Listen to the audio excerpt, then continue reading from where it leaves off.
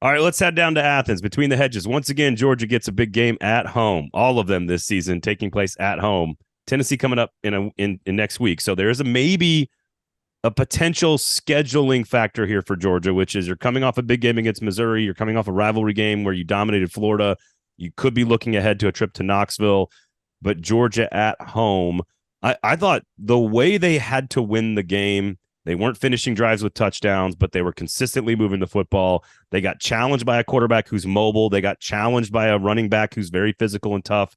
They got challenged by a couple of receivers that are very athletic in space, like a very composed football team with a sound offensive scheme. I think all of that helped them prepare for this matchup.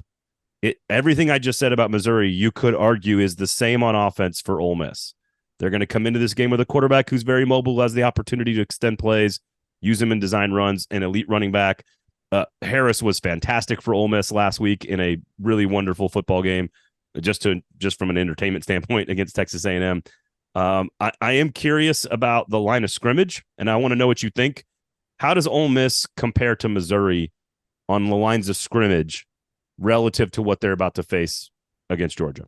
Yeah, I think first of all, I think from a defensive standpoint, I think you look at just the numbers. Ole Miss is 66th in defensive success rate. Missouri is 35th. I think Missouri's front is probably better. Now, Ole Miss has been more active this year at the line of scrimmage. Guys like Cedric Johnson, Jared Ivey, a couple other guys, they got in through the portal. They have made progress here in terms of just talent and depth and production. So I think Ole Miss, while I didn't like how he played in the second half on defense against Texas A&M. There are some reasons here for that the growth and development and the talent of this defense gives them a chance to do some of the same things that you saw Missouri do last week, which is pressure Carson Beck, get to him either whether it's a sack, create some havoc, slow down the offense, force field goals instead of touchdowns. So I think Ole Miss has a shot here because of their development. And on the offensive line, earlier this year, they were struggling, but they have been a lot better the last couple of weeks at running the ball. And we saw Cody Schrader on some of the things that he was able to do with some of those stretch plays.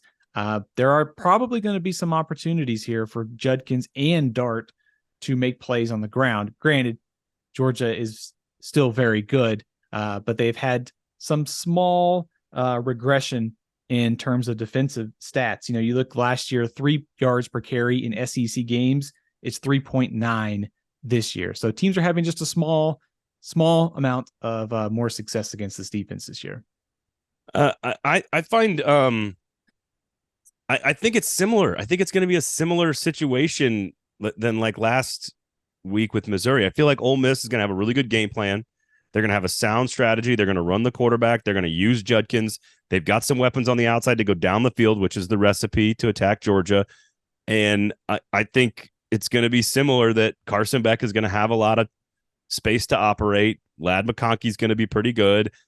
This is interesting to me that Vegas has this as basically the lowest point spread of any Georgia game to date, because every one of these games, it was like 17 or something against Kentucky. It's 15.5 against Missouri. And like, it's, other teams have covered, like Auburn covered, South Carolina covered, a bunch of teams covered. But this is the shortest point spread at home that Georgia has had in a long time against a conference opponent. And so that Vegas is telling you that they want you to take Georgia, which of course I'm going to bite on. but I think it's very similar to the Missouri game where Ole Miss looks capable. They look like a top 10 team. They look rated exactly how they're supposed to be rated. They play well. They have a good game plan. And it just never feels like they can upset Georgia and outlast them in the fourth quarter. And maybe that's wrong because we saw them come from behind multiple times against Texas A&M to take the lead.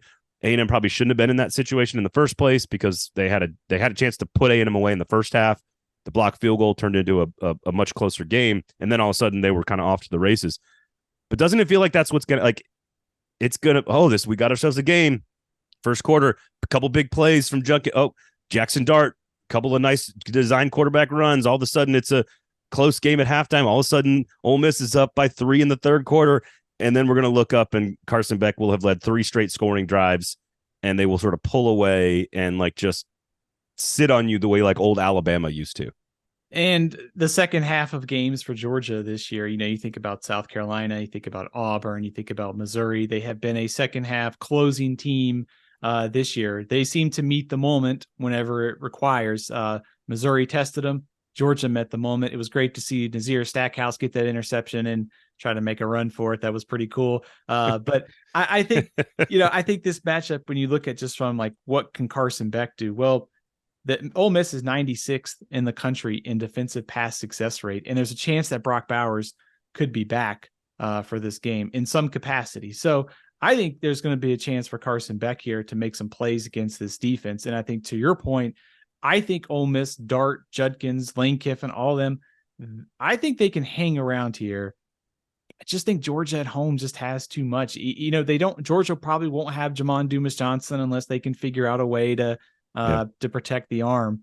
It just feels like Georgia at home just going to have too much again in the second half.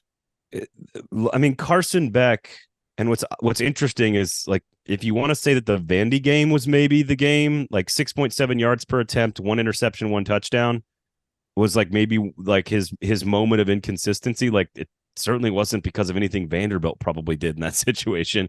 But if you look at his consistency from the beginning of the season, I know it's Tennessee Martin and Ball State, but basically he's been between like 270 and like 350 yards every game. He's basically between 66 and 75% completion percentage every single game. His lowest completion percentage was 65 back in week 1, and then last week 65. He's been above 70 multiple times.